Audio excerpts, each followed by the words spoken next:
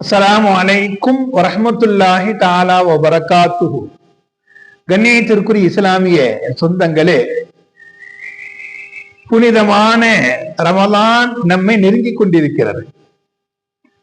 பரக்கத் பொருந்திய ரமலான் நம்மை நெருங்கிக் கொண்டிருக்கிறது.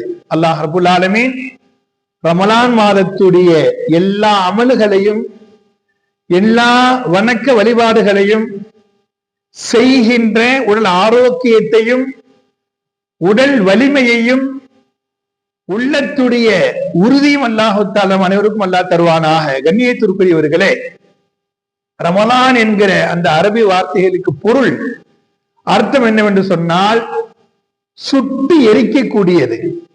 எப்படி விறகுகளை நெருப்பில் போட்டால் எரிக்கப்பட்டு கரிந்து விடுமோ, அதே போன்று ரமலான் என்று சொன்னால் சுட்டு எரிக்கக்கூடியது. மனிதனுடைய பாவங்களை அழிக்கக்கூடியது, சுட்டு எரிக்கக்கூடியது என்பதாக அதற்கு பொருள், மானா, அர்த்தம்.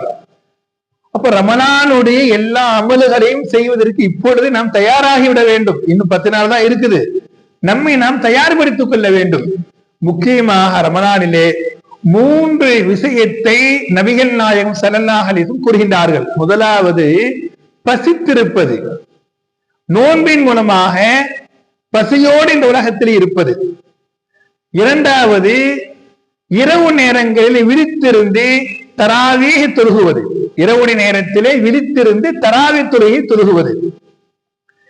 அதேபோல் மூன்றாவது, தனித்திருப்பது. தனிமையிலே அல்லாஹுடைய திக்ருகளை, அல்லாஹுடைய அந்த திருநாமங்களை அதிகமாக மொழிவது என்பதை ரமலான் நமக்கு கற்றுத் தருகிறது. ரமலானுடைய அனைத்து நன்மைகளையும் நற்கிரிகளையும் செய்கின்ற தௌஃபீக்குல் ரஹ்மான் நம் அனைவருக்கும் தருவானாக.